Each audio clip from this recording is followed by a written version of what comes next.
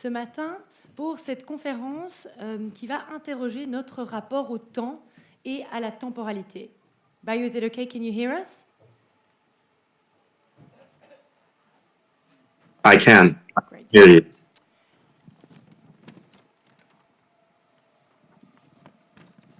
Prendre le temps, c'est ce que nous vous proposons d'explorer aujourd'hui en compagnie de Bayo Akomolafe et Jean Demain qui est ici à mes côtés. Ensemble, nous allons placer la question du temps et de la temporalité au cœur d'une réflexion systémique, collective, sur les manières de transformer et réparer nos relations aux vivants, nos relations aux autres, nos relations aux injustices passées, présentes et futures. Alors, quand on parle de ces transformations, on pense souvent à des transformations systémiques, matérielles de nos sociétés, mais il y a aussi tout un volet ontologique de transformation de nos représentations du monde. C'est ici que nous allons aborder la question du temps et de la temporalité. À la fois omniprésente, c'est une question qui est aussi peu thématisée, alors qu'elle est au cœur de la manière dont les crises écologiques sont envisagées. Que ce soit en termes d'accusation de futurs volets ou d'une impression d'urgence généralisée et ignorée politiquement, la temporalité est partout. Elle est par exemple dans les bouleversements géologiques qui sont simplifiés en simples crises à résoudre. Elle est aussi dans ce que certains voient comme une souhaitable course à la croissance verte. Elle est dans le mantra même, l'ADN du capitalisme, parce que le temps, c'est de l'argent. Elle est aussi dans l'impression qu'il est déjà trop tard, mais que d'autres futurs sont peut-être possibles. De manière plus large, l'époque que nous traversons peut se voir comme une sorte de collusion, de conflit entre différentes temporalités. Entre l'histoire du système Terre, l'histoire de l'évolution de l'espèce humaine, l'histoire de la révolution industrielle, du capitalisme et des histoires humaines inégales qui en ont découlé. Mais de quel temps s'agit-il exactement quand on parle de temporalité? De quel avenir parle-t-on lorsqu'on participe au discours sur l'urgence? À qui les avenirs sont-ils volés? Qui impose le temps? Et à quelle fin? Plus largement, on va se poser les questions des implications politiques qui sont liées aux temporalités qui sont invoquées ou justement oubliées dans les discours sur l'urgence et sur les crises. À rebours du cadrage justement imposé par ces discours sur l'urgence, nous vous proposons aujourd'hui de faire un pas de côté. Un pas de côté pour entrer en résonance avec le monde et faire émerger d'autres temporalités, d'autres voies, d'autres futurs. Ralentir donc, pour repenser nos représentations. Ralentir pour contester. Contester la vision dominante du temps et de la temporalité, de la grande accélération moderne et de l'invisibilisation de toutes les autres temporalités. Ralentir, c'est donc ouvrir, c'est explorer. C'est s'attarder dans des endroits où nous n'avons pas l'habitude d'aller.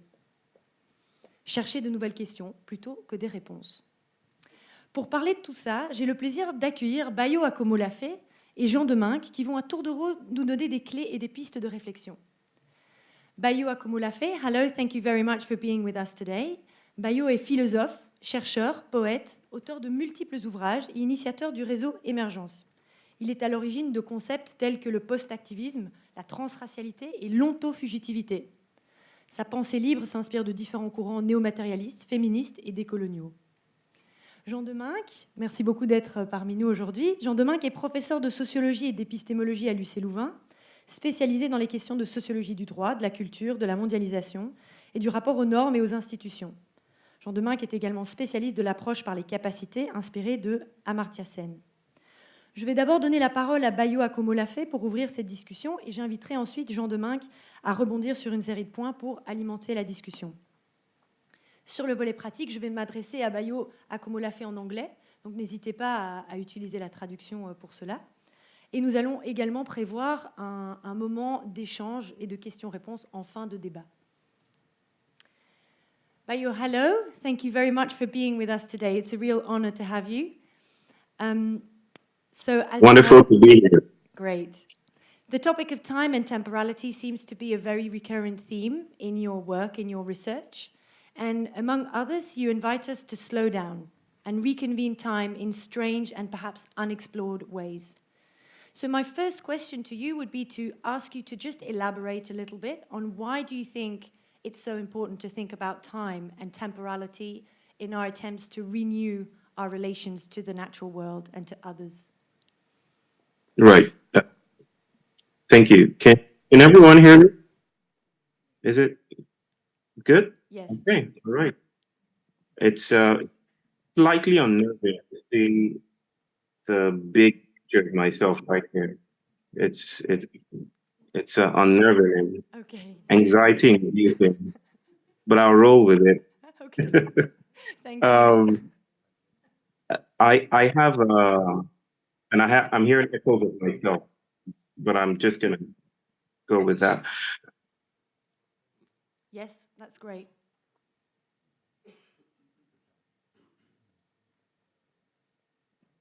Okay, say that again. What am I supposed to do? Oh, I can't hear myself anymore. Is it? We can still hear you. Okay, good. It's all Excellent. Good. Okay. So there's a story that I often give to share with people that ask me about time and my notions of temporality. In Johannesburg in 2014, I said these words, that the times are urgent, let us slow down. And I remember people really responding and resonating with that. A particular German brother really took this saying to heart and decided to go practice it.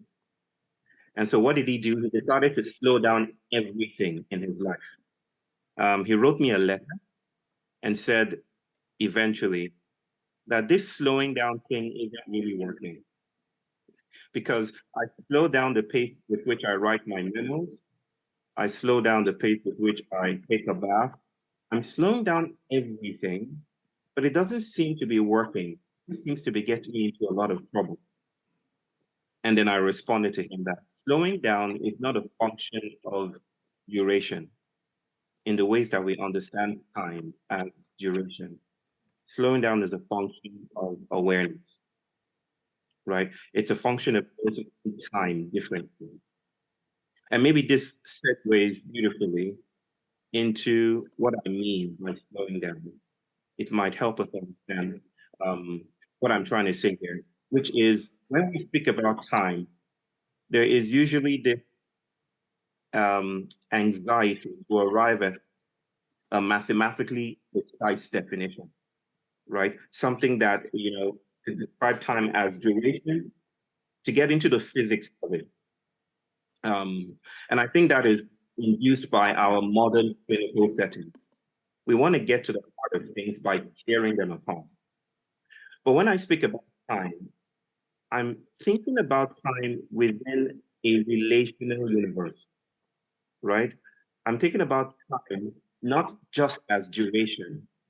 I'm thinking about time as how my body is constantly interacting with its environment, right? So when I think about time, I'm thinking about my relationship with my daughter and my relationship with my son, the things that keep me busy, right? I'm thinking about how I eat food.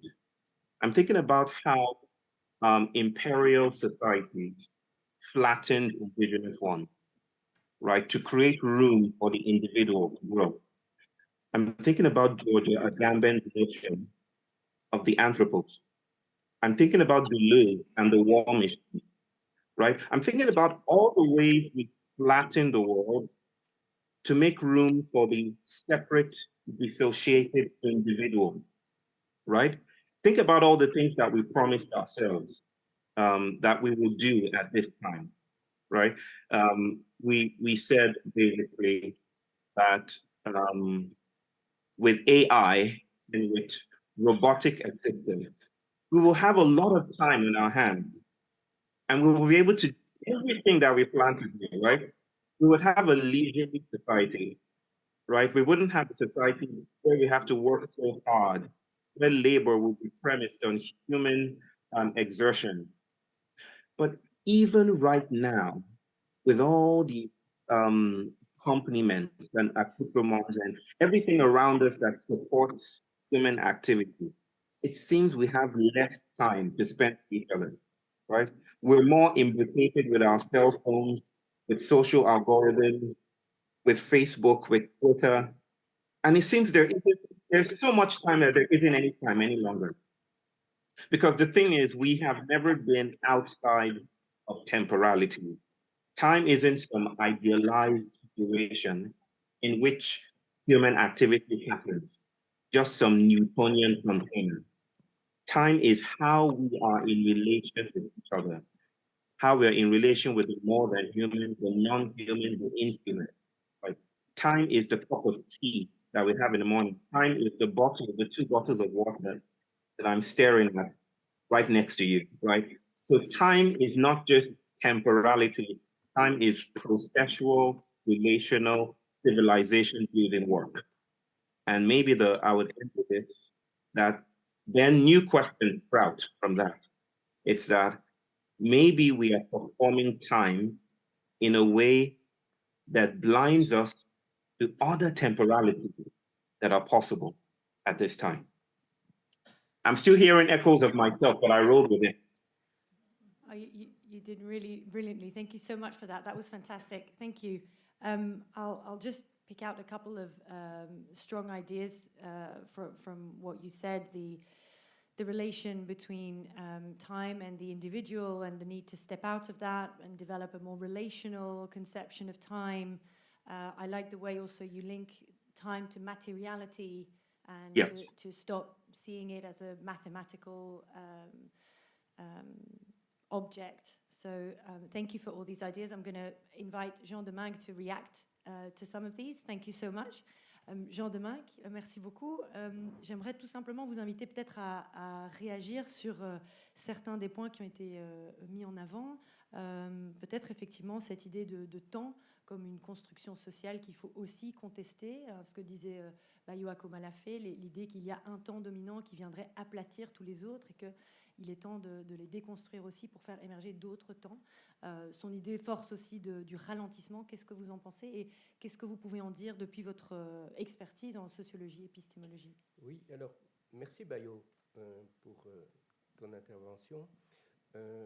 Je suis d'accord pour dire que la science moderne, et la modernité commence avec la science, se fait une représentation spatiale du temps.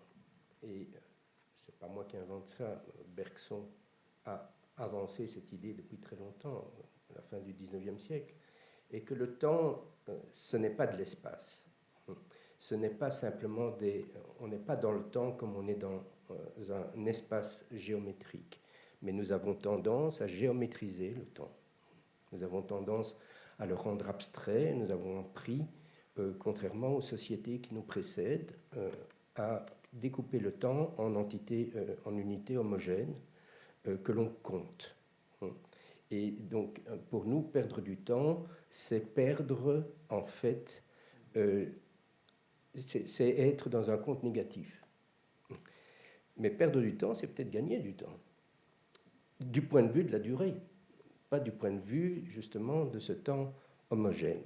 Première chose.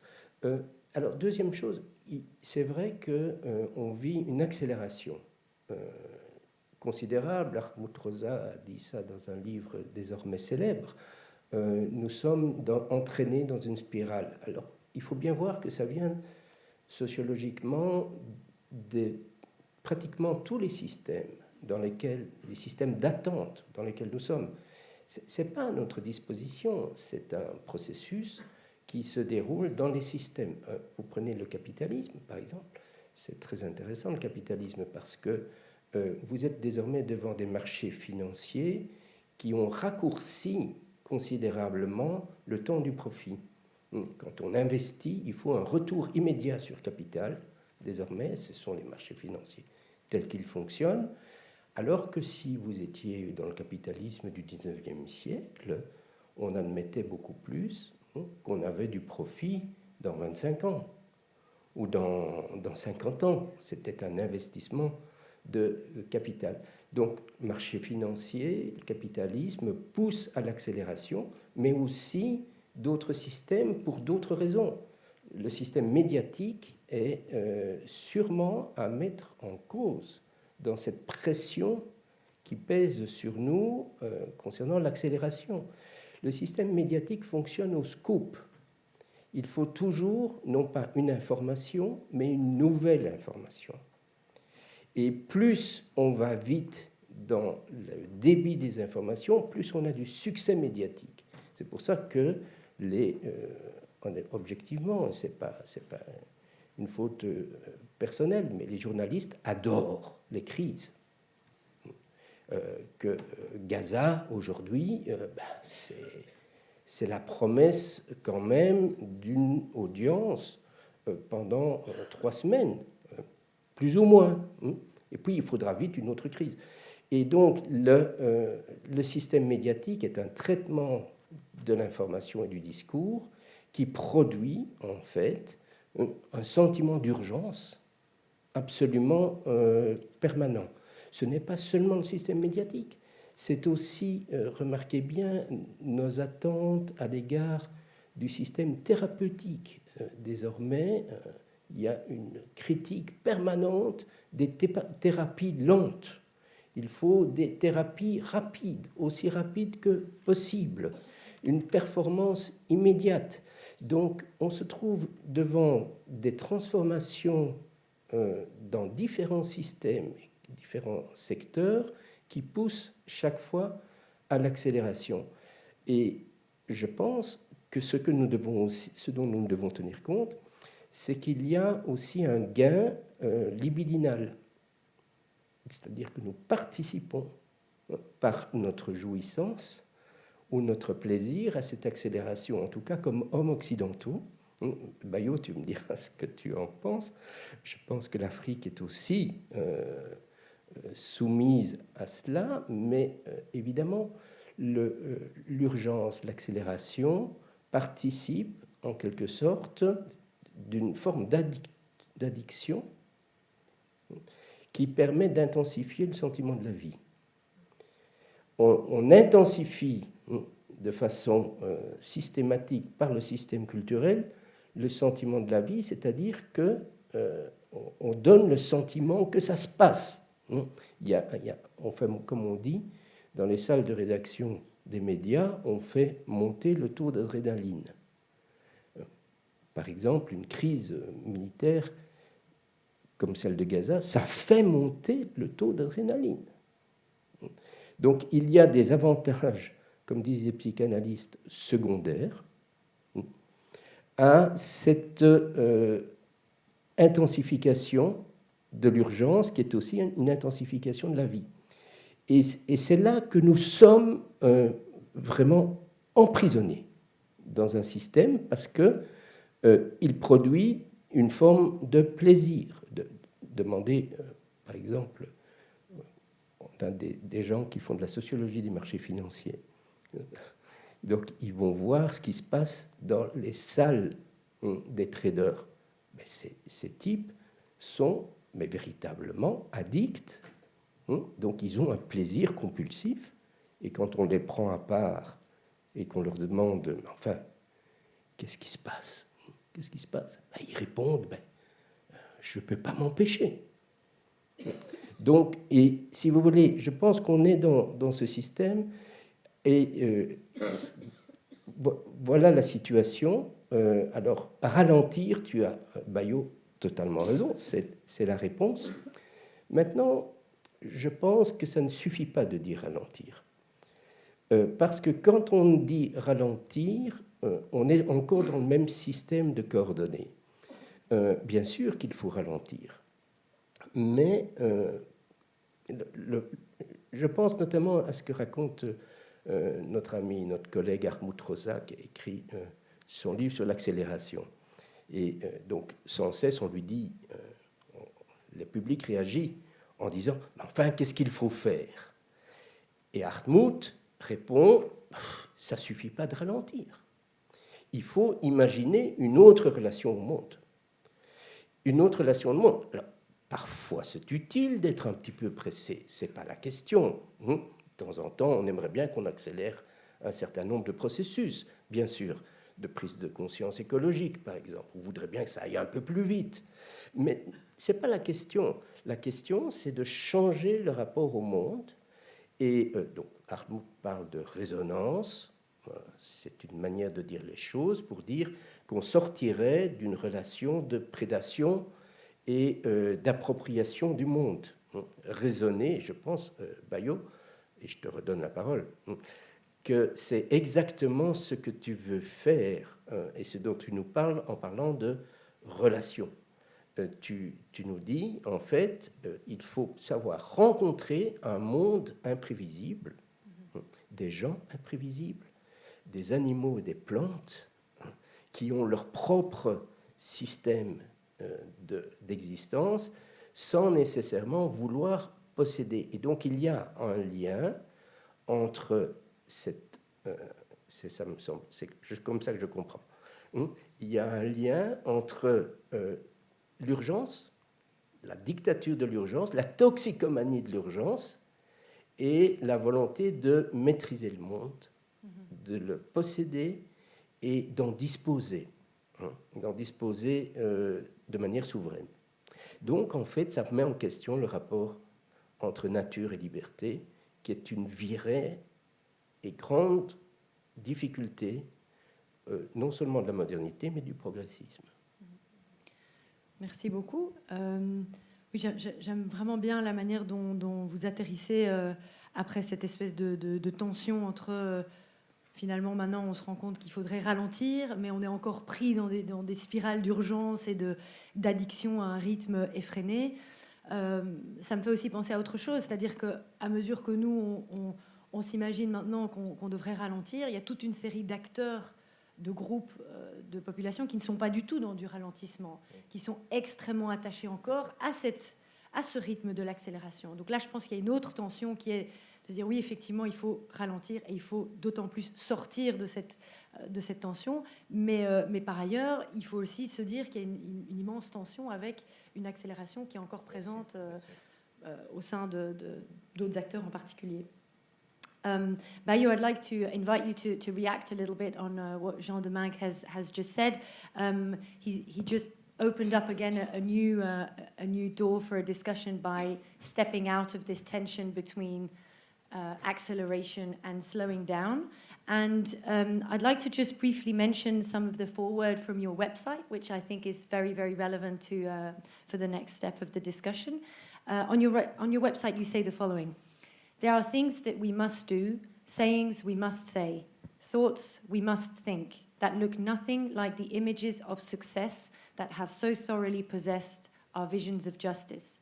May this new decade be remembered as the decade of the strange path, of the third way, of the broken binary, of the traversal disruption, the kairotic moment, the post-human movement for emancipation, the gift of disorientation that opened up new places of power and of slow limbs. So what would you like to explain us a little bit more about this third way that we can now talk about, perhaps to step out of No. I've decided not to explain any of that. But I want to say what I was saying there is exactly what my brother is saying, right? I totally agree with him, and I will be getting your contact after this, and I hope we have a conversation.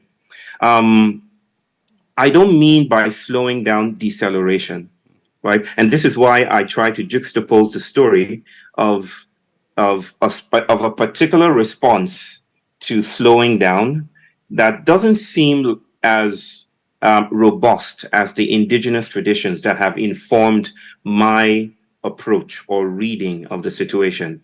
And so let me see if I can make that a little bit more explicit. If you slow down, if you're speeding towards the precipice, right? You're on a highway and you're speeding towards, jumping off a mountainside.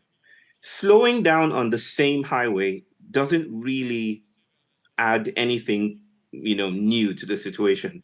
It just gives you more time, right? Before you die, right? So, but you're still stuck on the same highway, right? So you can imagine that if you have a train or two trains on parallel tracks, and one is speeding up and one is slowing down. They are still on parallel tracks. They're still linear, right? They're still doing more or less the same thing. When I speak of slowing down, I'm trying to break the binary. I'm using poetic language informed by the Yoruba people of West Africa. I'm trying to say that the binary is not enough. Exactly what my brother is saying here. So slowing down to us is not acceleration, definitely not that. It's not also deceleration. It's transversal, right? It's the crossing out of the binary. It's the third way. It's when something crosses through, right? Crosses through the binary and breaks open the idea of progress or retrogression, right? So that other new politics, other ways of thinking about the world, other ways of relating with the world around us start to blossom. So I'm imagining that most of our responses are framed by the world that we live in, the liberal world order, the reduction of a plural and agonistic and chaotic world to the consensus building project of liberalism, of neoliberalism, right? This is a social product. This is how we continually perform and ritualize the world in the ways we respond to crisis. And so even our visions of success, our visions of justice are just as troubled and fraught with risks and tensions as the world we're trying to leave behind. For instance, right there in France, there are artifacts from African traditions and communities that have been stored, over time. In 1897, I think, in the old kingdom of Benin, the British sent a force, an expeditionary force, to kill the people of Benin and to take away their objects. These are called the Benin bronzes, and they're strewn across Europe and United States of America. I think there's, in the museum in Paris, there are some of these artifacts are there. Now, African activists have been trying for so long to try to get those artifacts back, right? To say, restore to us what you stole from us. These are our memories. These are our spirits. These are our ancestors. These are our rituals. Give them back to us. Most of the time, the European response is, well, we found it and we're not sure you can really keep it well. So we're going to have it with us. It's finders keepers. Recently, Germany restored some of them to Nigeria, to the old Benin Kingdom. They brought it back and there was a great show of benevolence. And so they brought these artifacts back and they were received. But I was suspicious about the whole thing. So I dug in further journalistically and I found out that these objects are literally being passed from European nation states to a project that they're building in Nigeria, a new museum that will house these objects again. Think about that. It's in a sense, these objects are merely being passed from one department in the global museum project to another department. It's still the same form of capture, but my people are celebrating it as justice because the museum is in Nigeria. But you can see the whole relations have changed because now those artifacts will now need to be seen behind glass windows. Our children will look at them they would have their own labels and categories, and we would look and we will say, hey, this is this object from this time.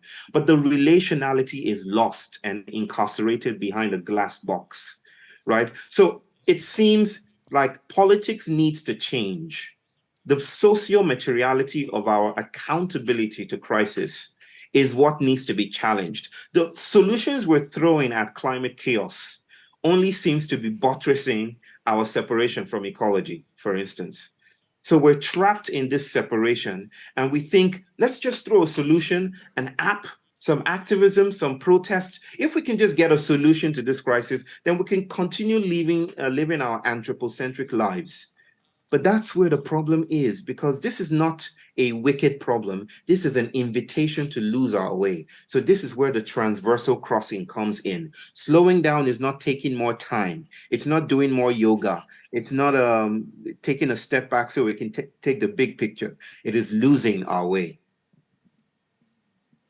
Thank you. That's really, really inspiring. Thank you so much.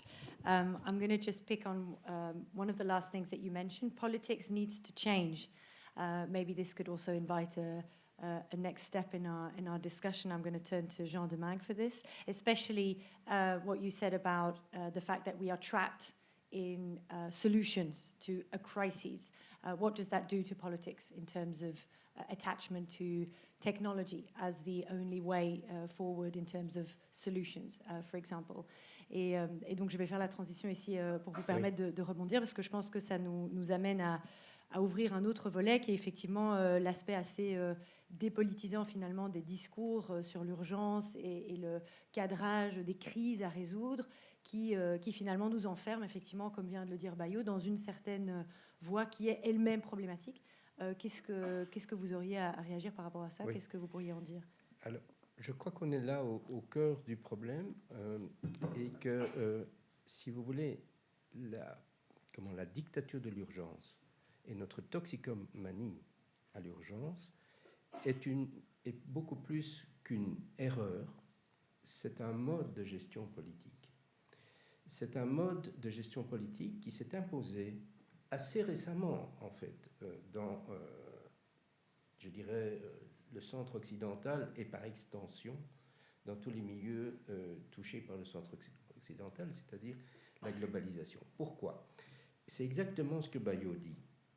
Quand on est dans l'urgence, on doit réagir, c'est clair. Puisqu'on est dans l'urgence, il y a un incendie, vous devez réagir. Mais vous ne disposez pour réagir que du champ d'options qui est déjà constitué. Vous n'avez pas le temps, dans l'urgence, d'inventer de nouvelles options. Donc, vous dépendez, en fait, de la trajectoire antérieure du système pour réagir à l'urgence. Prenons l'actualité immédiate, encore une fois, parce qu'elle est à l'esprit de tout le monde. Il y a une crise en Israël. Il y a des attentats épouvantables. Ils sont dans l'urgence, c'est évident. C'est évident que les Israéliens sont dans l'urgence. Quel est leur champ d'options? Ce qu'ils ont toujours fait. Et qu'est-ce qu'ils ont toujours fait? La solution militaire. Donc, ils vont bombarder Gaza. Et on va répéter de cette façon les causes du mal dont on souffre. Tout le monde le sait, on est reparti pour un tour, comme on dit cyniquement.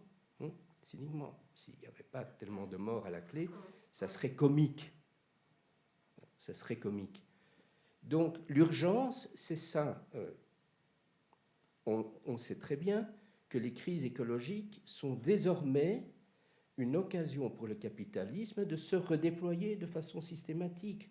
Rien n'est beau comme un désastre naturel, parce que il y a 1000 entreprises qui sont prêtes à intervenir et à faire un maximum de profit sur les lieux de l'urgence.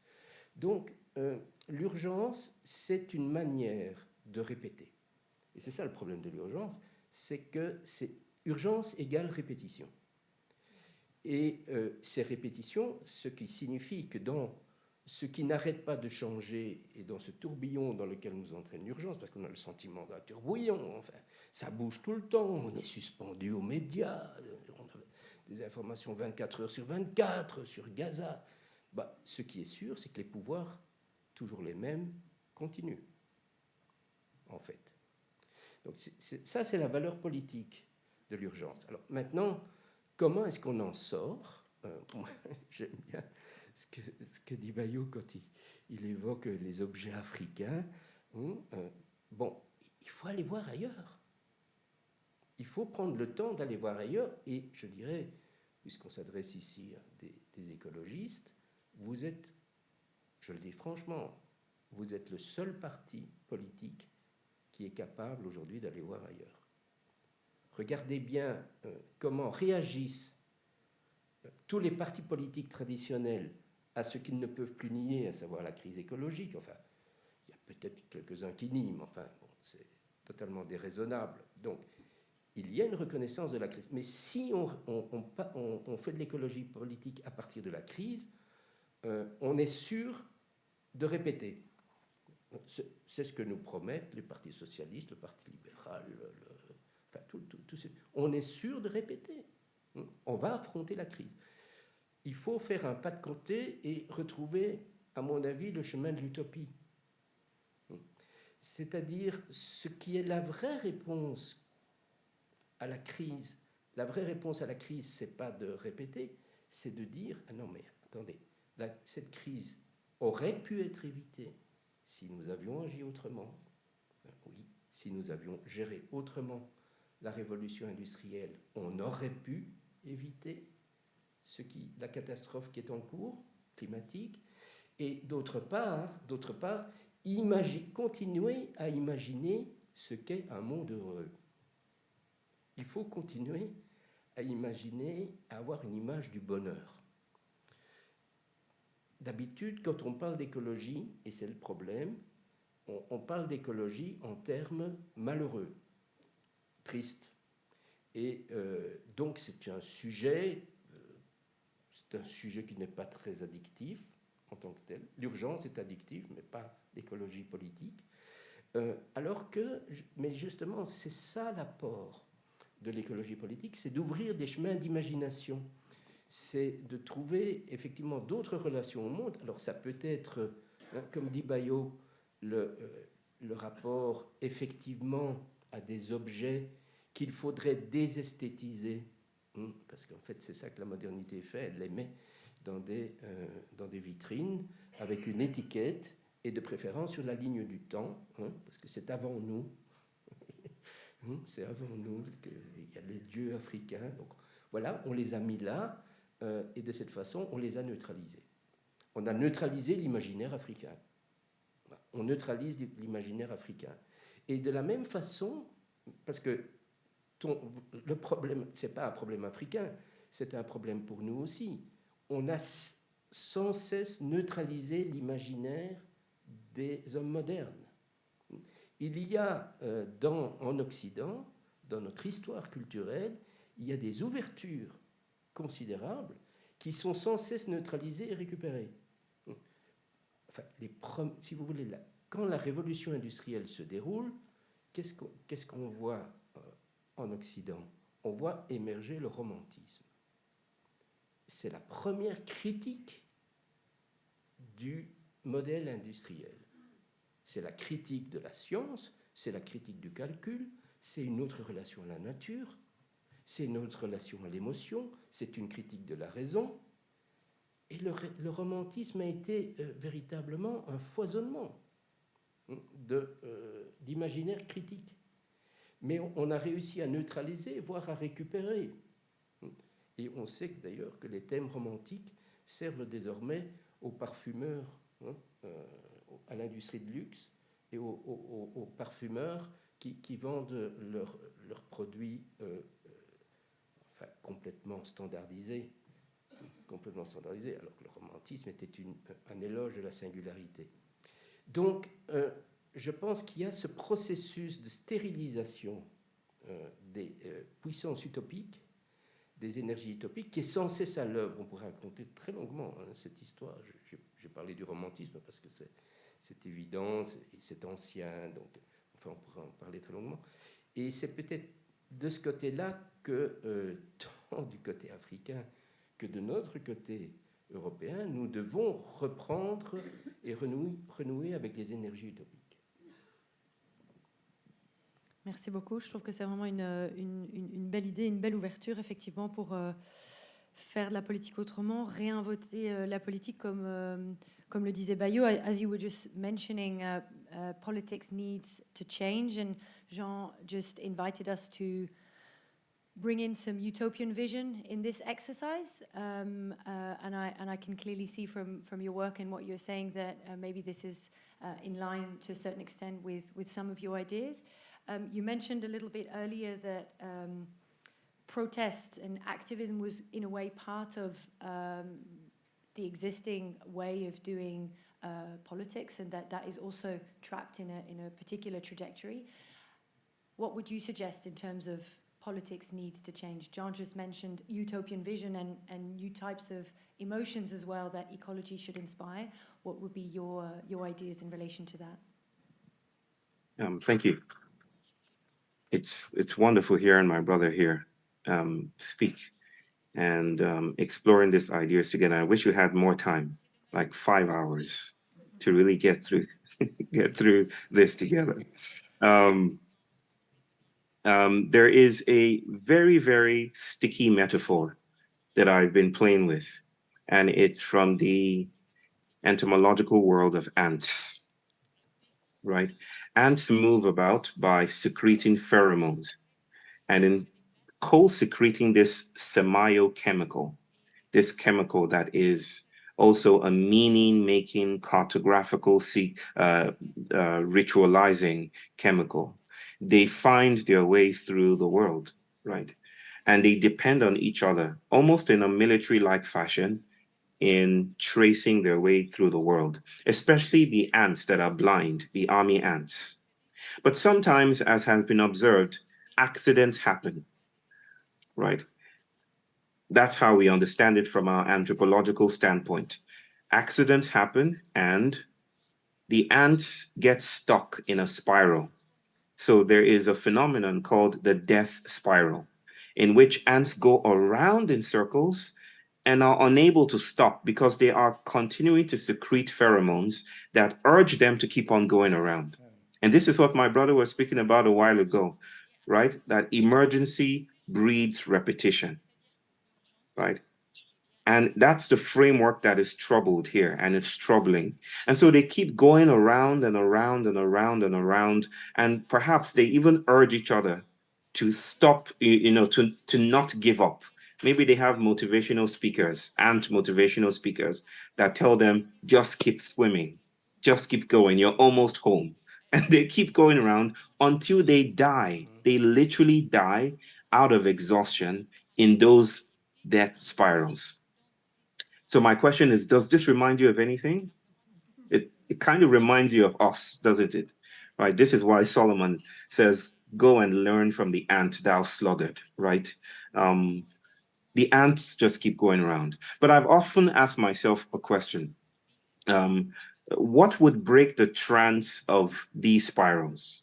What other forms might politics take, right? If politics has been trapped in a death spiral where we're addicted to emergency, where even protest feeds the departmentalization and the compartmentalization of life, when even struggling for justice seems to be getting in the way of transformation, or what Deleuze will call a politics of recognition, where we're trying to speak truth to power, but the speaking of truth to power only renders us more intelligible and more recognizable to systems of surveillance.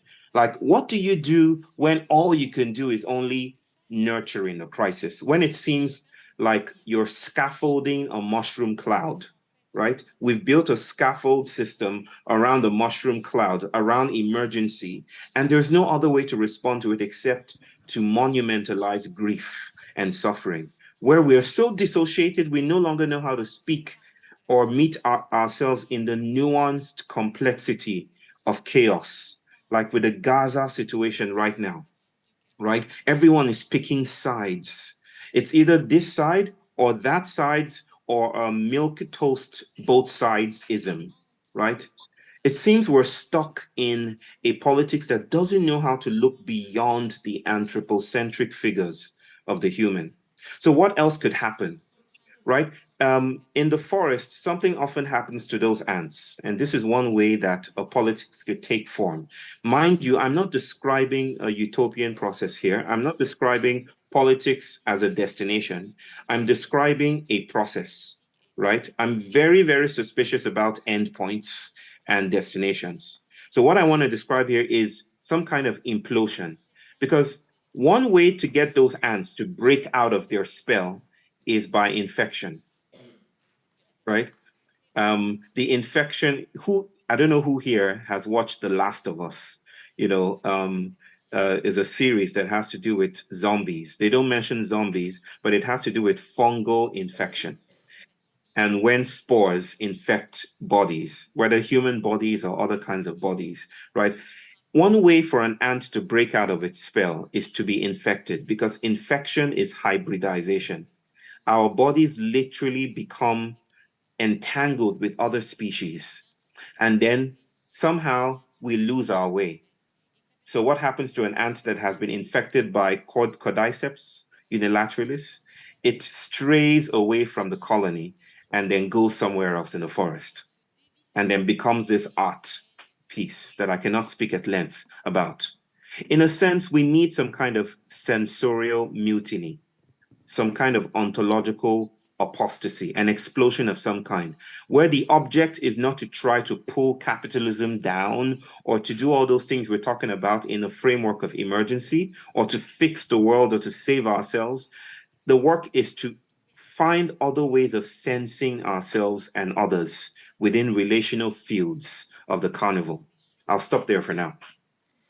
Thank you so much. I really like this, what you introduced just now, the hybridization, how we can think of politics in that way, or how can that help us to reimagine politics, and also this process as being more important than the final destination. So thank you so much for that. Something else that has been emerging in both of your talks actually is the importance of emotions. You've just mentioned a few things. You've just mentioned grief. You mentioned earlier anxiety.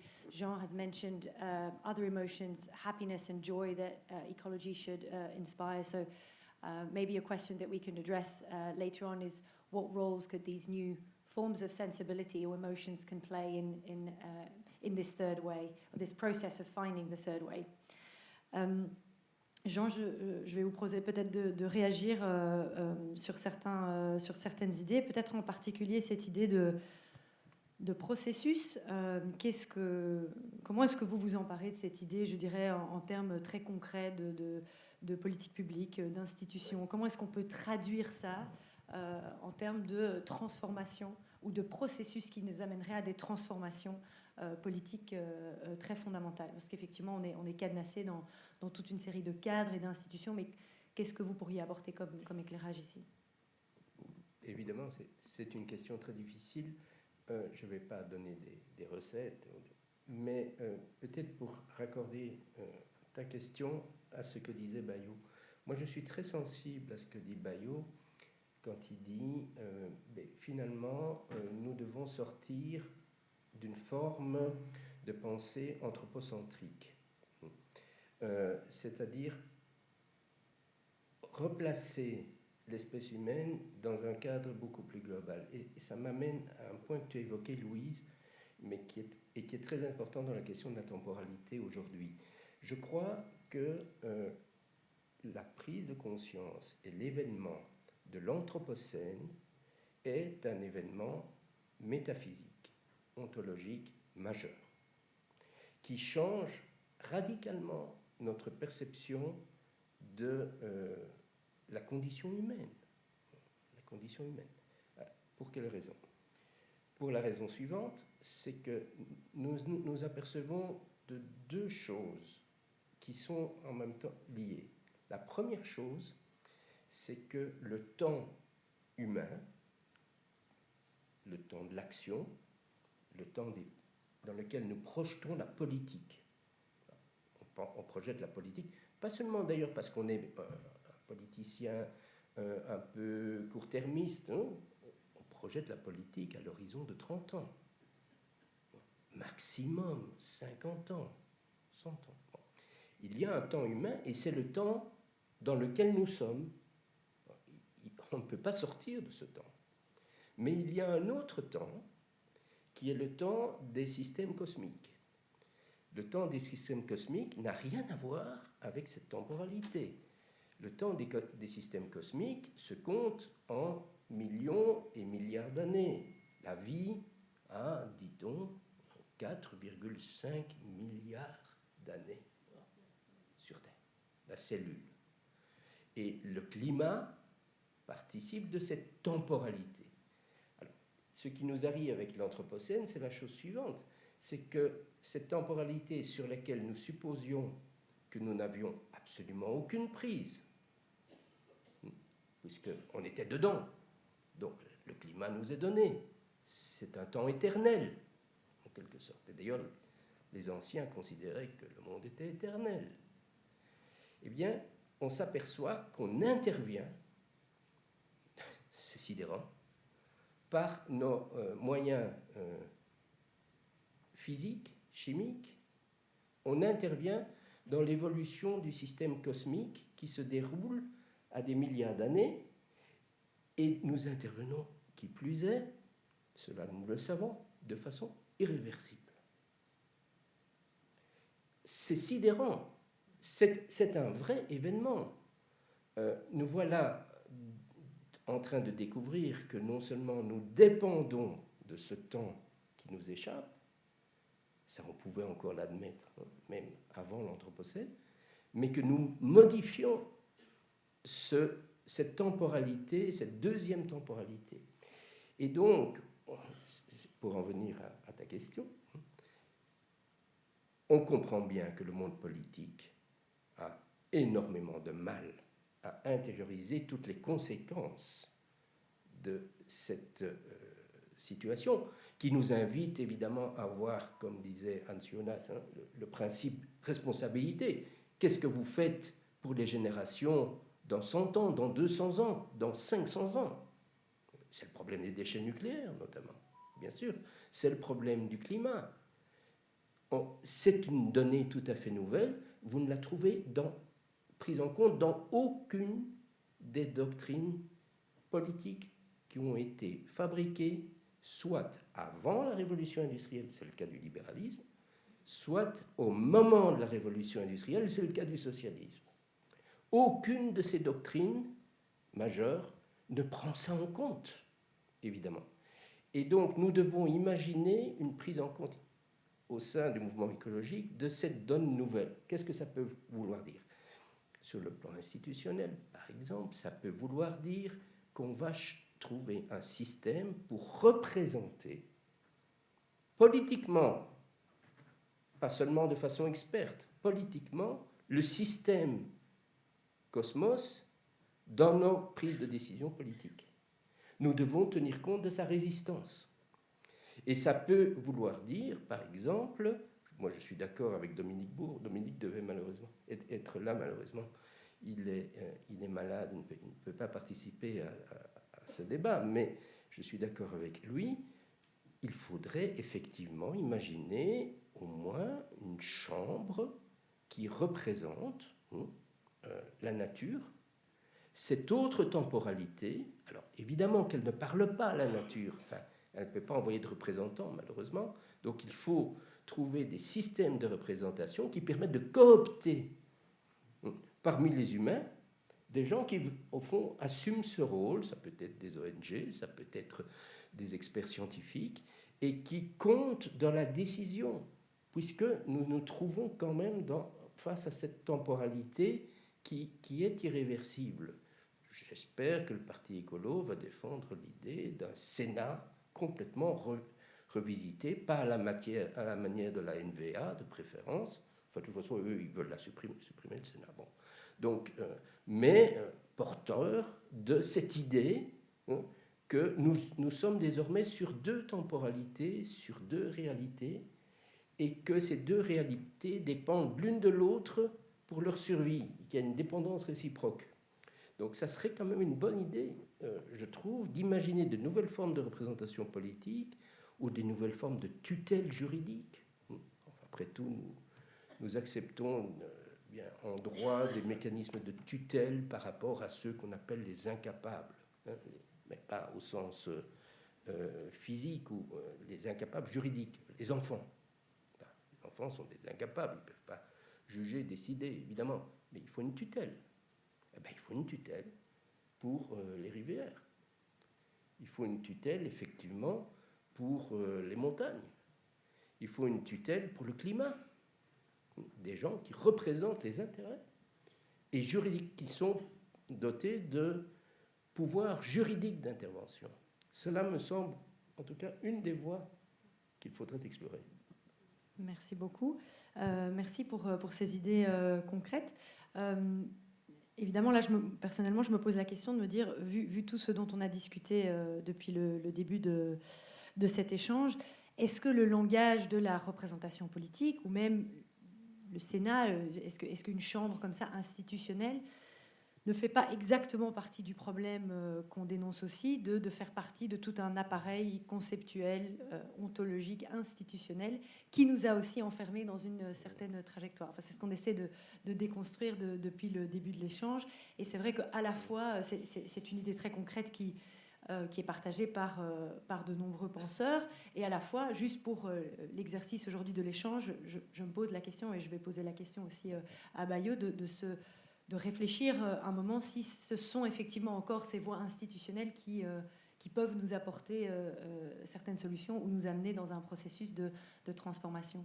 Bayo, I'm going to turn to you to give you the floor to potentially react to this. And what do you make of this idea of political representation, including in an existing institutional body, to give a voice to the natural world, for example? How does that resonate with your work and your way of envisaging processes of transformation? I want to gently sidestep the logic of representation because of what it ontologizes, what it manifests, right? So we are.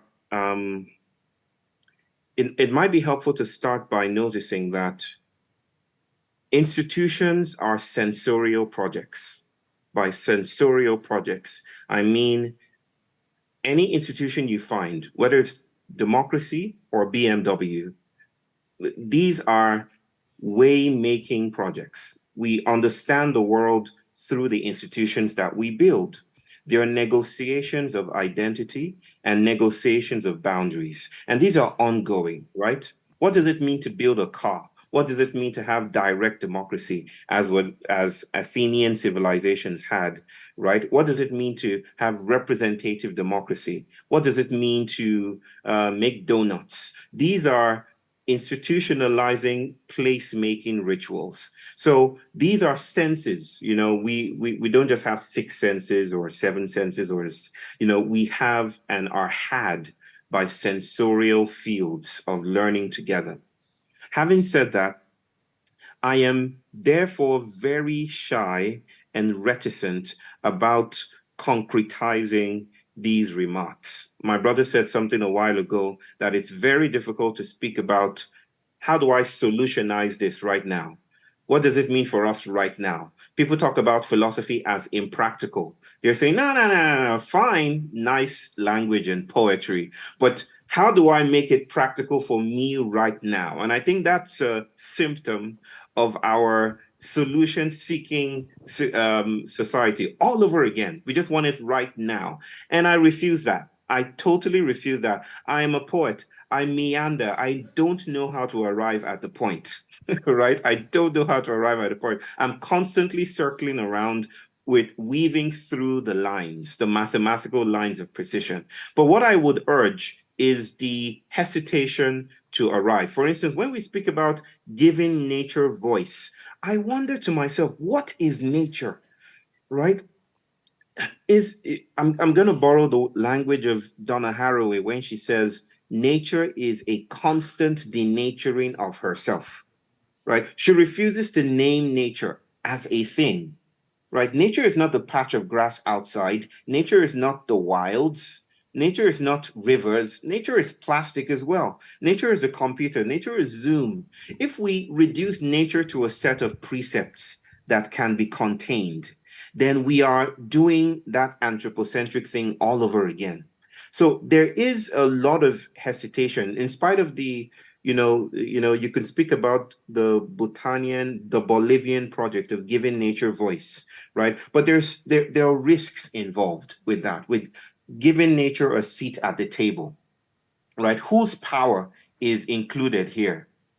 Whose voice is it when we say giving nature a voice? And does nature always want to speak, right? Aren't there aspects of nature that are voiceless, that do not want to be represented, that do not want to be codified or legalized or moralized, right? So my hesitation there is in noticing that we often repeat the crisis that we're trying to upend with the solutions that we offer.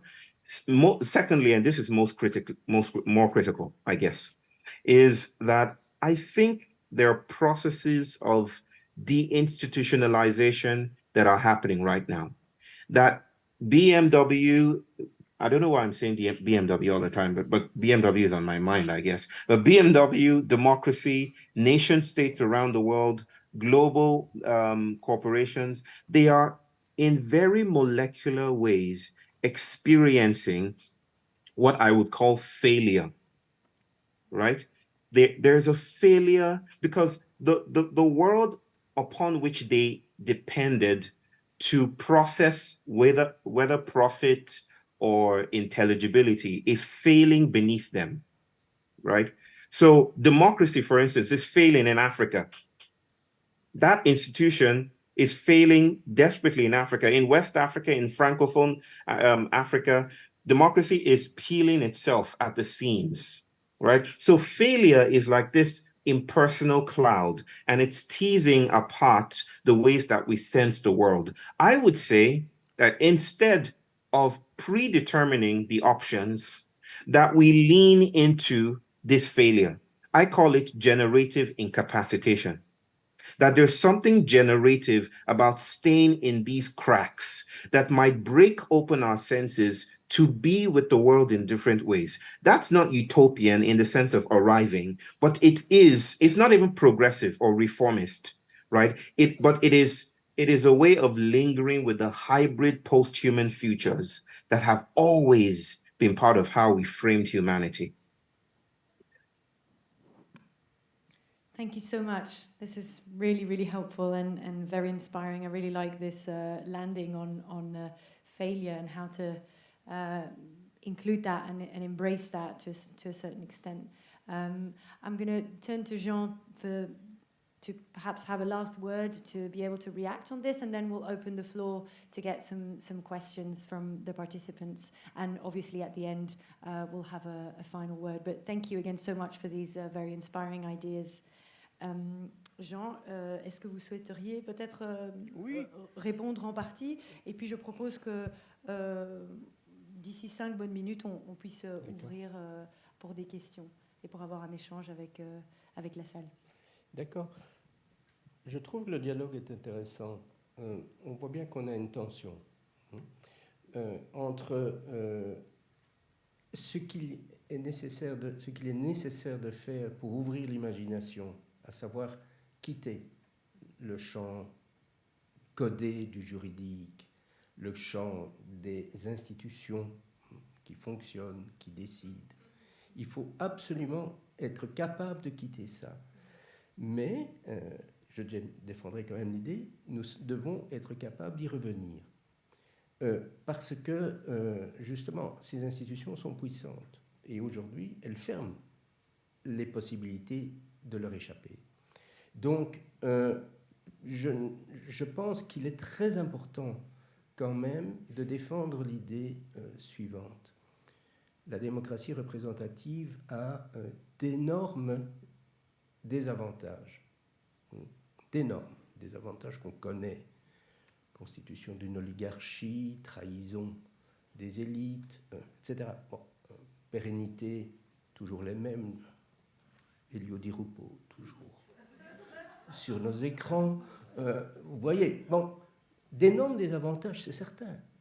Et en même temps, la démocratie représentative a des avantages.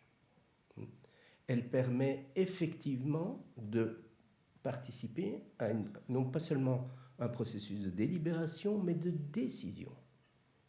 On ne va pas organiser des délibérations permanentes, mais parfois il faut prendre des décisions. Et des décisions qui sont un peu plus démocratiques que dans d'autres régimes autocratiques. Bien.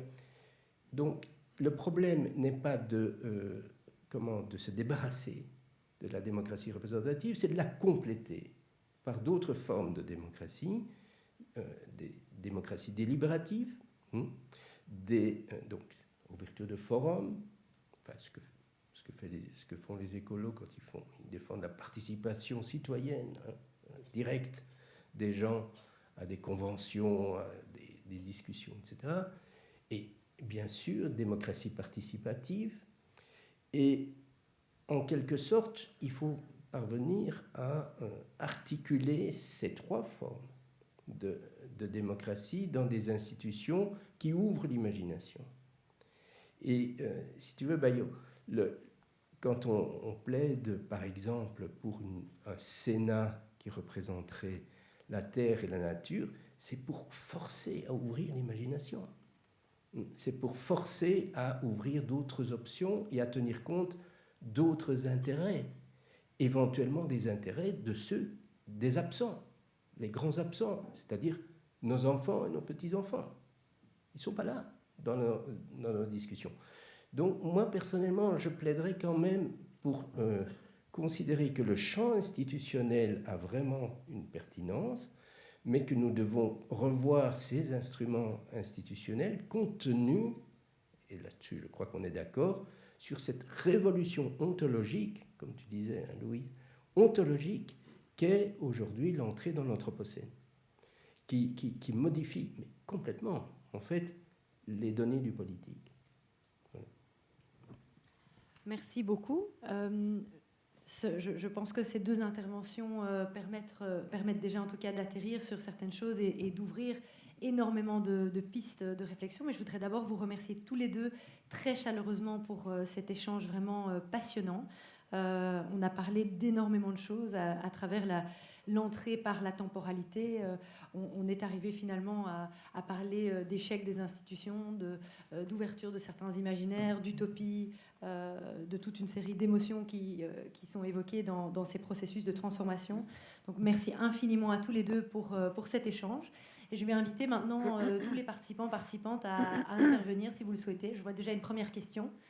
Beaucoup de questions. There will be lots of questions. Voilà, ici.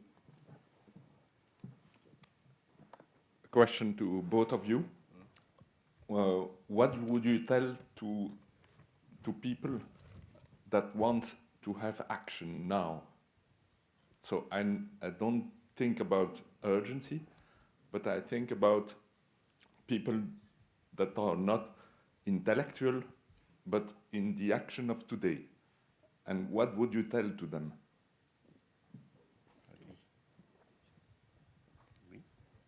Bayo, would you like to take a first go at this question? I will try. Well, it depends on what is actionable and what is available for accountability. If my daughter fell into a den of gorillas, I wouldn't say the times are urgent, let us slow down. I probably would rush in there and grab her or attempt to grab her, right? Different situations come with different kinds of logics, right? And the urgency of these times often force us into particular modes of reactionism, as my brother was saying a while ago. Maybe right now, it seems the burden is to transversalize what action is, right? Because we're noticing, and I think this is across board, it's not even in the academic world, across board, even activists are noticing that how we respond to the crisis is becoming the crisis, right? So when you get stuck and there isn't any movement, there isn't traction, you need some kind of, this is what Gilles Deleuze and Guattari would call a schizophrenic line of flight. You know, there needs to be a deviation from the tautology of action. So action itself isn't benevolent. Action itself is not a solution, right? Action can take many forms, including non-action, right? Sometimes sitting in contemplation may be the appropriate thing to do. And what I'm trying to say here, I'm not trying to say that sitting down and letting things happen is what we should do across board. There is no universal action to take. I'm trying to invite us to notice that each situation, each event comes with its own intelligence and creativity, The intelligence of climate chaos is a calling into question the roles of human mastery, so that a solution that is dependent on human mastery is only a repetition of the crisis. The Gaza-Israeli situation is a different one altogether too. We can wax poetic about the Balfourian 1917 mandate, and we can wax poetic about the occupation and the demonization and pathologization of Palestinian lives. We can talk about Zionism and all the other roads that Zionism didn't take. But if we are stuck in that kind of analysis that doesn't go beyond that, then action will continue to repeat itself in problematic ways. So maybe my final word on this, and it's never final, but my final word on this then is an invitation to a different kind of relationality that might help us consider what action is doing and what action is intelligent. Great, thank you so much. That was brilliant. Jean, tu voudrais peut-être Oui, réagir? juste pour dire, nous sommes des humains, nous sommes dans un temps court. Bientôt je suis mort comme vous d'ailleurs. Donc c'est très court tout ça. If not now, when? Bien sûr que nous devons agir maintenant. Il n'y a pas d'alternative pour nous les humains. Mais ça ne veut pas dire que nous sommes incapables de sortir de l'immédiat. J'entends parfois de pseudo-psychologues qui se targuent de grands savoirs sur le cerveau humain, expliquer que vous savez, de toute façon, nous les humains, nous réagissons de façon immédiate, que nous ne sommes pas capables de penser au-delà d'un certain nombre d'années et au-delà de notre cercle, et que le cerveau est comme ça constitué. C'est une absurdité totale. Totale. Toutes les sagesses religieuses, philosophiques, connues, nous expliquent que nous pouvons, que nous devons et que nous pouvons aller au-delà de l'immédiat. Lisez un texte bouddhiste, écoutez un sage africain, un ermite chrétien. Enfin, ils vous disent tous, oui, évidemment qu'il y a une tendance à aller vers l'immédiat. Mais agir maintenant, ça peut être agir sur le très long terme. C'est ça l'humanité. Sinon, il n'y a pas d'humanité. L'humanité, c'est quand même la capacité de dépasser sa propre temporalité pour construire, par exemple, des œuvres d'art ou ces objets dont parle Baillot, et qui ont ce mérite incroyable de parvenir à nous émouvoir alors que nous n'avons aucun contact avec les producteurs, que nous avons oublié leur imaginaire culturel et qu'ils ont vécu il y a très longtemps. C'est ça, être humain. Donc, effectivement, je pense, oui, il faut agir maintenant, parce que nous sommes dans le temps de l'action et de la vie. Et si pas maintenant, quand? Mais en même temps, en pensant à autre chose que maintenant. Merci beaucoup. Je vais peut-être proposer de prendre 2-3 questions à la fois, pour que à la fois Bayo et Jean puissent alors réagir sur différents aspects des questions, pour qu'on puisse assurer un maximum de personnes un temps de parole. Hello, thank you very much for the talk. I think it was super interesting. I would just have one question, because I understand that philosophy is not going to change everything today, and we were talking a lot about slowing down as a solution. But my question would be, what would you say to all the young activists who are currently on the streets and saying that the emergency state that we're in is just something we cannot escape, and that slowing down would have been something we would have had to do like 20, 30 years ago?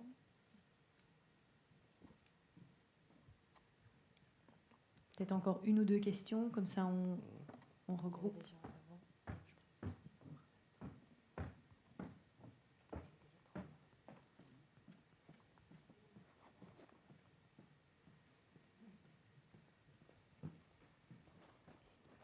Merci beaucoup. Moi, c'est surtout pour appeler à une énorme mobilisation sur la manif climat du 3 décembre. Voilà. Je voudrais que vous soyez très attentifs. Il nous reste 2 mois, même pas, Pour mobiliser, on doit être nombreux, très nombreux, pas des millions, mais on pourrait. Voilà, moi c'est surtout ça. Encore une question peut-être, et puis on va laisser la parole à Bayo et Jean pour réagir. Ma question est plutôt dans le sens que j'étais interrogé par rapport au climat et à la planète, et je disais, les effondrements, c'était pour nos enfants et nos petits-enfants, mais peut-être déjà pour nous. Et je dis, que penser de la moitié de la planète qui croit en la réincarnation?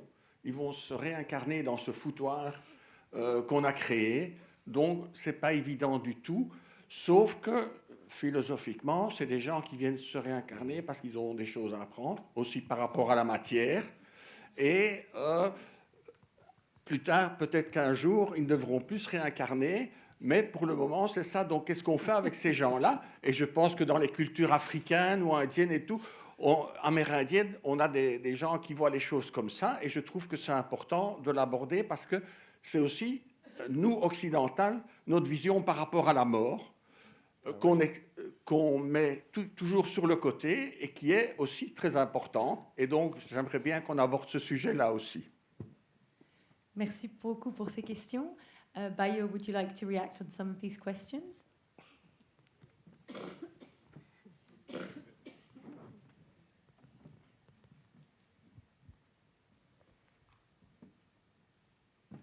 Well, my immediate reaction is laughter because that was just the funniest thing I've heard all week.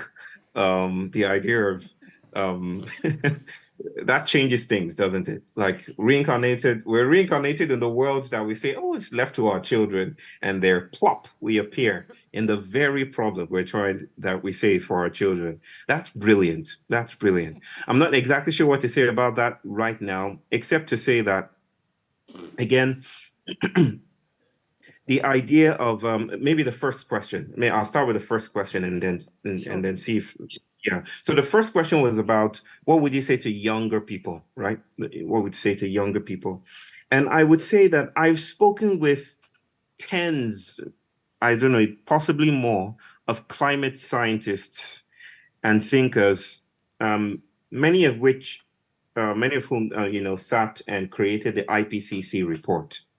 So they are the narrative builders. They understand the crisis. They know what's happening.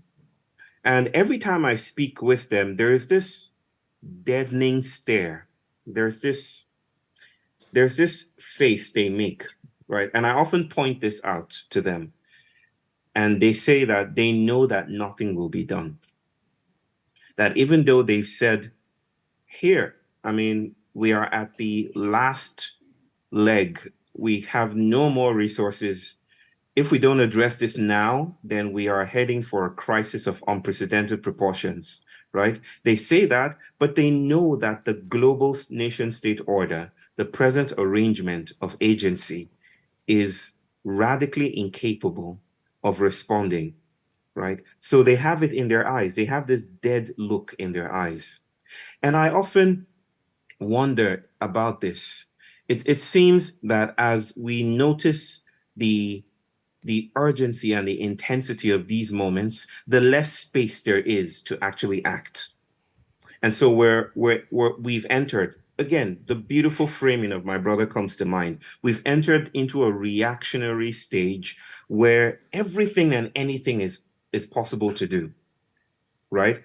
But there isn't a lot of spaciousness in that. And I think people are feeling it at a psychological, molecular, social, and material level, right? As our architecture of sense-making decays, our younger people are feeling that intensely and want to do something about it. And they have been taught to dismiss the failure, to retreat more and more into the realms of success. What can we do, folks, that can be successful, right? So they push away the failure, they push away the grief, and they say, we have to work hard. Let's not grieve, let's work hard. But what if I told you that grief is space? That the grief that you feel, that the sense of inadequacy that you might feel, those things that society has taught you to postpone, to push away, and to run away from, to pathologize. For instance, I'm a psychologist. The APA, the American Psychological Association, says grief, permissible grief, is only allowable for 1 year. After 1 year, it's pathological. There's something wrong with you, right? So we are occupying and we are containing the outbreak that is emerging from this explosion. And younger people especially are feeling that outbreak, but they have no resources to deal with the monsters that are emerging from the outbreak. My invitation is that the monsters are not enemies. The so-called monsters are possible allies. Grief, for instance, is an ally. Sitting with the nomadological appearing of grief is an ally. Maybe grief does something to our eyes. Maybe lamentation is activism. Maybe the things that we often try to run away from are the allies that we want to befriend so that we can purge our sensibilities and open ourselves to transformed ways of sensing the world. Maybe I don't want to save the world any longer. I've stopped trying to save the world because even the idea of safety has horrible legacies. I know the slave ship had notions of safety. They tried to save slaves from jumping aboard the slave ship, right? And they put nets to catch the slave ship. To catch the slaves as they try to jump and drown themselves. So that safety itself can be troubling and risky. I'm not trying to save the world any longer, but I want to sit with demise. What does it mean to die well? What does it mean to sense the world differently? My brother was saying something about death, right? That death itself needs to have a different ontology.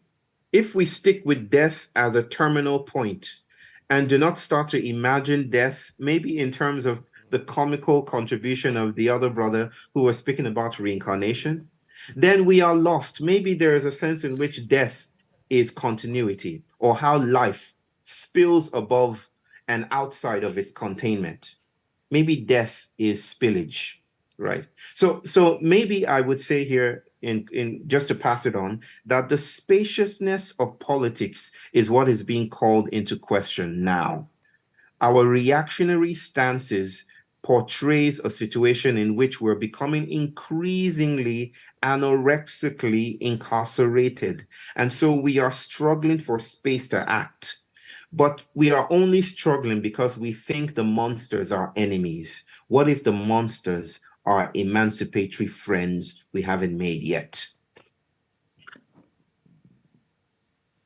Wow, thank you. Thank you so much. I really love these ideas. Also, lamentation as activism, that's really great. Thank you. On va prendre encore quelques questions. On a le temps, je pense. Oui, on a le temps de prendre encore quelques questions. Il y en a une ici.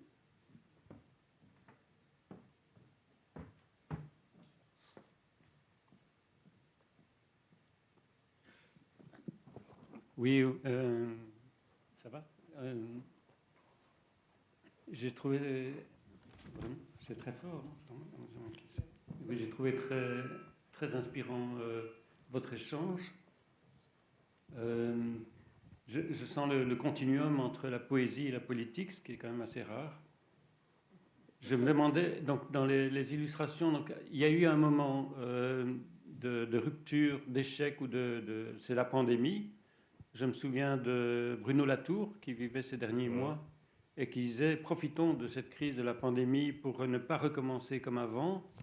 Il y a eu énormément d'initiatives de solidarité pendant cette pandémie, c'était très bouleversant. Et donc je pense que... Voilà, alors je voulais pointer deux choses. Donc c'est la notion de Gaïa qu'a développée, enfin c'était Lovelock, mais dont Bruno Latour parlait, pour qu'on sorte de l'idée de la planète et du globe, mais de la fine couche de survie et de cette interdépendance, où le virus est chez lui, je me souviens de ces termes. Et alors je voulais savoir aussi, si vous connaissez, quand vous avez parlé du musée, je pensais à ce documentaire qui a été censuré 12 ans, et c'est un fait en soi, c'est les statues meurent aussi, qui montre justement comment on a, les Européens, donc ça c'est plutôt l'eurocentrisme, à considérer l'Afrique et les Africains. Et je suppose que vous êtes sensible à ça. Oui, je voulais juste suggérer une référence qui moi personnellement me fait beaucoup de bien, c'est la lecture de Baptiste Morisot. Parce que Baptiste Morisot, il voit l'avenir, il voit la crise en termes de métamorphose. Et la métamorphose,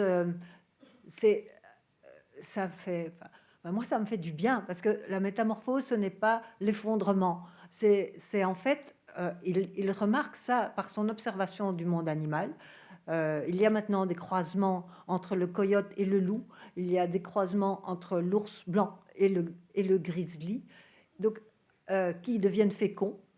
Et donc, en fait, il voit très, très largement la métamorphose se passer dans la vie animale. Et puis, ça va nous concerner, nous aussi.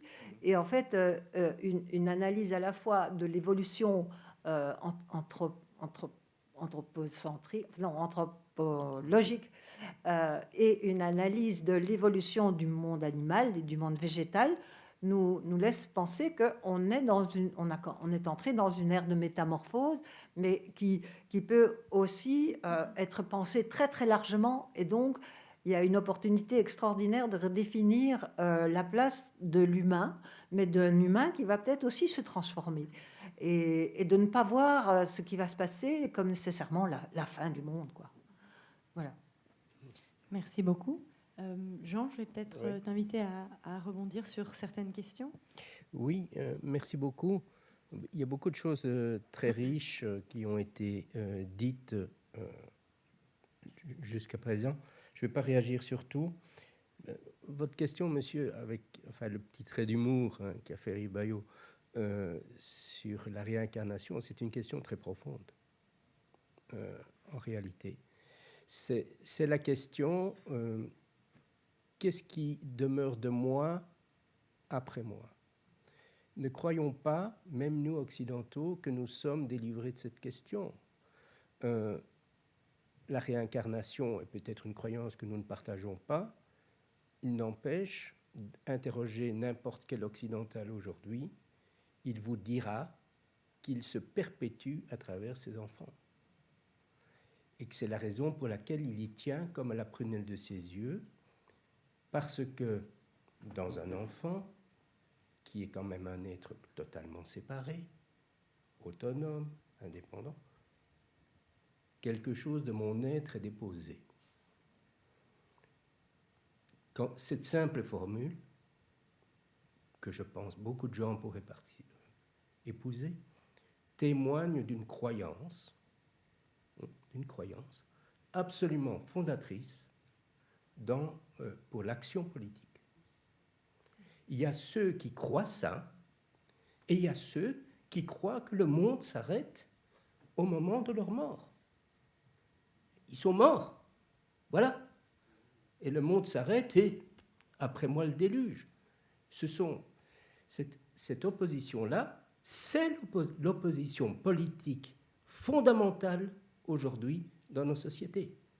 Il y a des gens, beaucoup de gens, qui ne partagent manifestement pas cette croyance, en tout cas, qui ne la projettent pas sur le plan politique. Et donc votre question est peut-être humoristique, et en même temps d'une profondeur abyssale, je le dis franchement. Donc, première réaction. Deuxième réaction, vous disiez, que dire aux activistes? Faut-il qui veulent agir maintenant, qui sont pris par le sentiment de l'urgence? Je crois que Baillot et moi, on est d'accord pour dire que ce qu'on critique dans l'urgence, ce n'est pas le fait de la crise. Le fait de la crise, il est bien là. C'est un régime de réponse qui est imposé par les pouvoirs en place. C'est ça l'urgence. C'est une manière de lire le fait. Et si effectivement on s'en tient aux options existantes concernant l'écologie, on va répondre par des moyens technologiques, évidemment. Et on va remplacer d'urgence tous les moteurs thermiques par des moteurs électriques. Ce qui ne fait que postposer et créer une nouvelle crise dans 20 ou 30 ans. Donc, ce qui est critiqué, ce n'est pas le fait qu'il y a une crise et qu'il faut réagir, et les jeunes qui sont dans la rue ont raison, c'est d'être lié à un régime de réponse. C'est ça fondamentalement. Et puis, donc, troisièmement, attention aux crises, à l'épidémie. On a évoqué là le moment de l'épidémie. Effectivement, moi-même, j'ai participé au moment de l'épidémie. On avait des grands débats. Et alors, les journalistes nous disaient « Ah, mais après, le monde va changer. » Donc, on disait tous « Ah oui, il faut qu'il change, etc. » La mondialisation, c'est fini. Bon, mais évidemment, rien n'a changé. C'est pas parce qu'il y a une crise que quelque chose change. La crise n'est qu'un symptôme. Et il y a une maladie qui n'a rien à voir avec le symptôme. Si vous traitez le symptôme, et il faut à un moment donné traiter le symptôme, parce qu'on va mal, on est bien d'accord, mais on n'abolit pas la maladie. Donc il faut cette réponse décalée par rapport aux crises, et que donc ce qui compte, ce n'est pas la crise, c'est l'interprétation de la crise. C'est ça le débat fondamental. C'est comment nous interprétons la crise, et manifestement, entre nous, des écologistes, et bien d'autres, il y a un conflit des interprétations qui est fondamental. Les statues meurent aussi, malheureusement oui. C'est même peut-être, en un sens, l'acte le plus violent possible sur le plan politique. C'est l'abolition des mémoires, c'est la restriction de la diversité du monde. Faire disparaître des savoirs. Parce que, bon, je ne veux pas dire que les massacres, tout ça, ça compte pas, bien sûr que ça compte.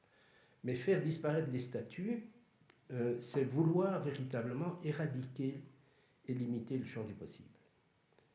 Et je pense qu'il y a dans cet acte quelque chose qui est véritablement gravissime. La destruction des statues, la destruction de civilisations entières, et Dieu sait si l'Occident a été coupable de ça, pas uniquement l'Occident d'ailleurs, okay, mais l'Occident a été coupable de cela, eh bien ça c'est vraiment un appauvrissement, et au fond c'est un effet pratique immédiat, c'est d'assécher nos références et nos capacités de répondre aux crises. Merci beaucoup, Jean. Bayo, would you like to perhaps react on some of these last questions?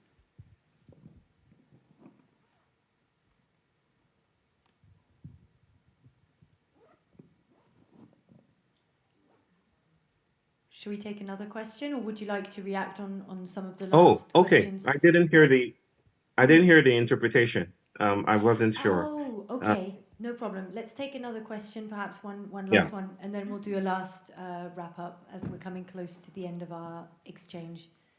Est-ce qu'il y a encore une question?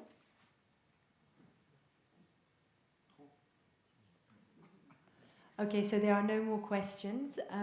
Perhaps I'd just like to invite you to maybe share one last comment. Bayo, if you'd like to share some last insight, and I'll invite Jean to do the same, and then we'll have to stop here for today. Okay, it's been a beautiful construction of inquiry, and I have to. I'm filled with gratitude for the conversation we've had. I wish it could go longer. I wish we had a cup of tea that.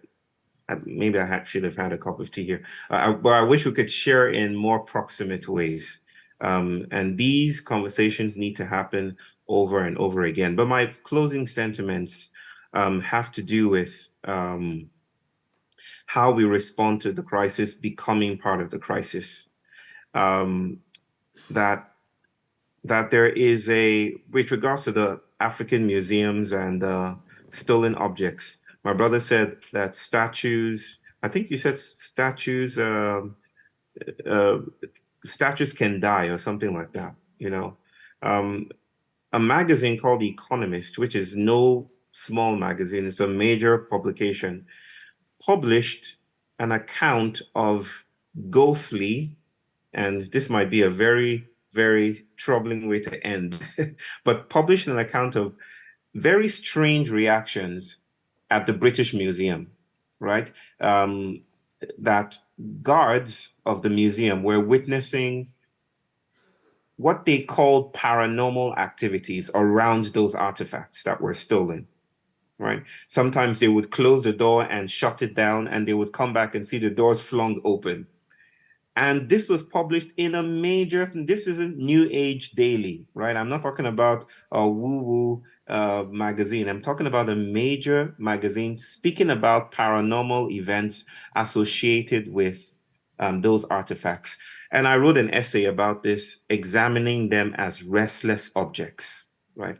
And maybe this is what I want to say about it, that, you know, even the academic discourse of cultural appropriation, which is a reaction to hegemonic colonization, you know, that even that conversation, look, it doesn't take into consideration the third way.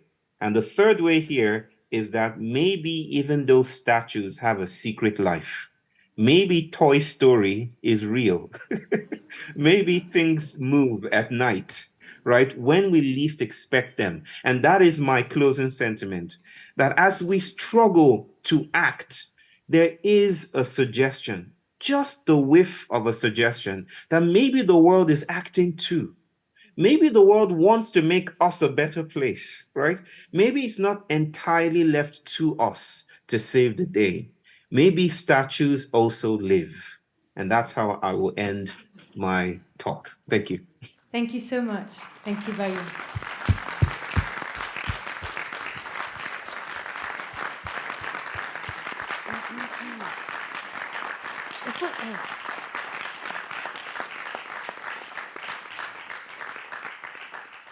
Merci beaucoup, Jean. Oui. Si vous souhaitez encore mentionner un petit mot et on va terminer ici. Je voudrais dire d'abord à Bayo combien j'ai apprécié effectivement de pouvoir parler avec toi. Et je crois que c'est très important ce genre de dialogue, même à distance, parce qu'au fond, si vous voulez, on pense véritablement dans des cases. Et on peut s'apercevoir qu'on trouve, par exemple, l'Afrique est souvent caricaturée. Souvent caricaturée par pas seulement par les Occidentaux, par les Africains tout aussi bien. Et inversement, nous vivons avec des idées très caricaturales, même à notre propre sujet, et qui sont véhiculées aussi par d'autres que les Occidentaux.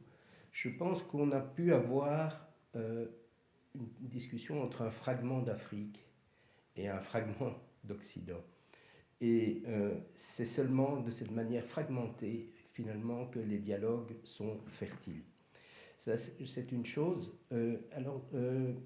Deuxième chose, je voudrais juste terminer en évoquant un problème, à mon avis, très profond de la vie politique, qui est le problème du conservatisme. Vous savez que dans nos pays occidentaux, et c'est vrai aussi en Afrique, il y a des mouvements conservateurs très puissants. Je voudrais juste en parler pour vous soumettre un puzzle, une énigme, que j'ai trouvé sous la plume d'un poète un peu oublié, qui est Paul Valéry.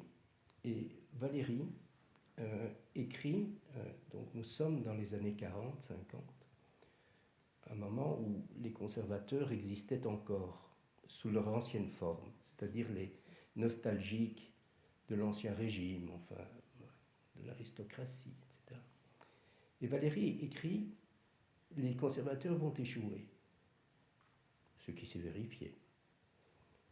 Les conservateurs vont échouer, mais leur problème fondamental, la raison pour laquelle ils vont échouer, c'est qu'ils se trompent à propos de ce qu'il faut conserver. Ce n'est pas d'être conservateur, c'est qu'ils se trompent sur ce qu'il faut conserver. Ils croient qu'il faut conserver les hiérarchies sociales, comme aujourd'hui les néoconservateurs croient qu'il faut conserver l'identité nationale. Ce roman absurde. Aujourd'hui, les néoconservateurs croient qu'il faut défendre le patriarcat, enfin, qui est la chose la moins digne qu'il faut conserver, évidemment, qu'il faut s'en débarrasser aussi vite que possible. Hein. Mais ça ne veut pas dire qu'il ne faut pas conserver quelque chose. Il faut conserver la nature. Il faut conserver les conditions de vie sur Terre. Il faut conserver les statuts. Bien sûr qu'il faut conserver les statuts. Autrement dit, il y a ce que voulait dire Valérie, hein, en disant c'est pas leur conservatisme qui est un problème, c'est ce qu'ils veulent conserver. Et je trouve que c'est au fond la manière la plus intelligente de se situer par rapport au progressisme aujourd'hui. Nous contestons une certaine idée du progrès, mais ça ne veut pas dire que nous sommes des conservateurs sur les mauvaises choses. Nous sommes des conservateurs, effectivement, sur un certain nombre de choses qui méritent d'être conservées. Et c'est ça le progressisme, en réalité. Donc c'est une manière, si vous voulez, je trouve que la phrase de Valérie, donc je répète, l'erreur des conservateurs, c'est de s'être trompé sur ce qu'il faut échouer, est vraiment une phrase inspirante. Sur ces dernières paroles, je voudrais remercier tout le monde pour votre participation. Thank you so much, Bayo, for being with us today. It was a real honor to moderate this exchange with you. Thank you so much. And hopefully we'll have other opportunities to exchange further. Thank you again and wishing you all the best. Thank you. Merci beaucoup.